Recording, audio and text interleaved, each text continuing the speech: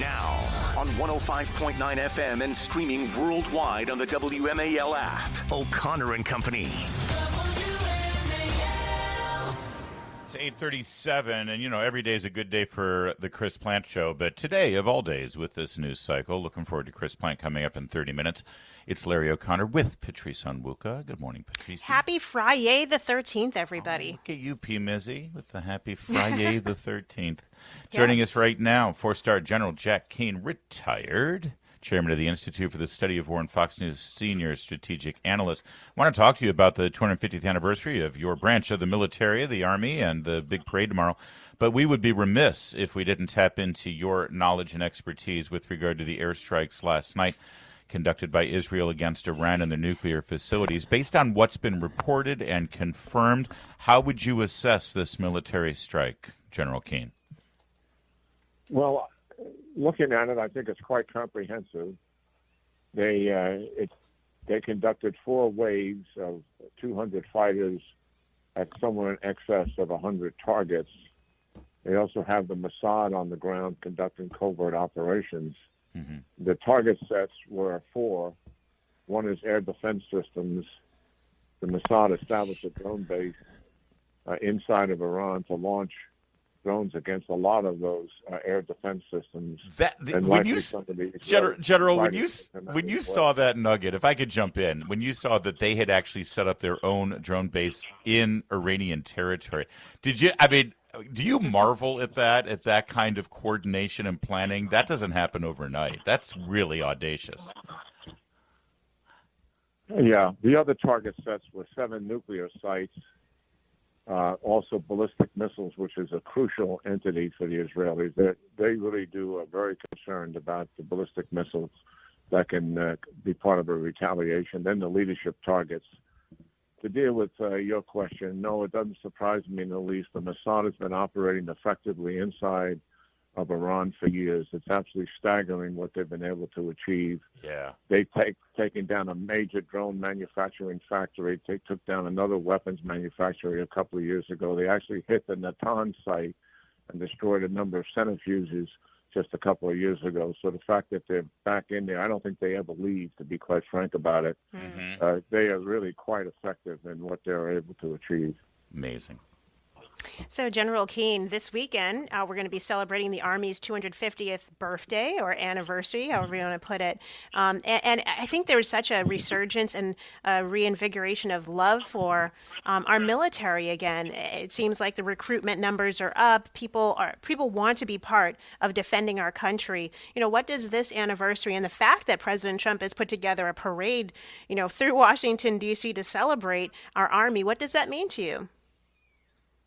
Well, I think it's really quite significant. All the services made their recruiting objectives in 2024, and they certainly learned from some of the challenges the previous years and what they had to do. They just had to pay a lot more attention to the quality of their recruiters, the messaging to the people writ large, and all the services improved that rather significantly. The Army's already accomplished their recruiting objective, if you can believe it, for this coming year, and they were able to do that in May.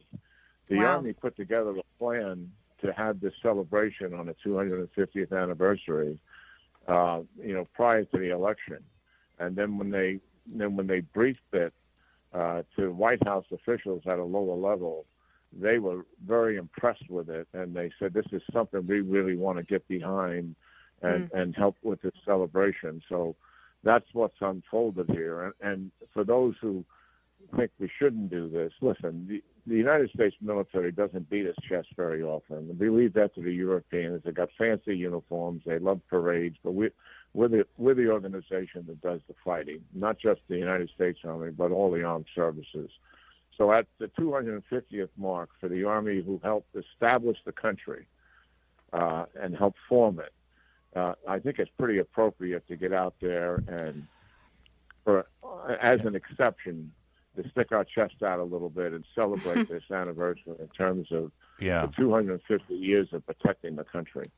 You just delivered some news that is never reported. In fact, it's the fact that I follow the news and I didn't know it is something. The fact that this was already planned well before the presidential election, or at least proposed by the military before the presidential election when Joe Biden was the president, because all we're hearing is, oh, this is just an ego trip for Trump and it's for his birthday and he's throwing it for himself, which is really demeaning to the Army, by the way, and diminishes the importance of this occasion.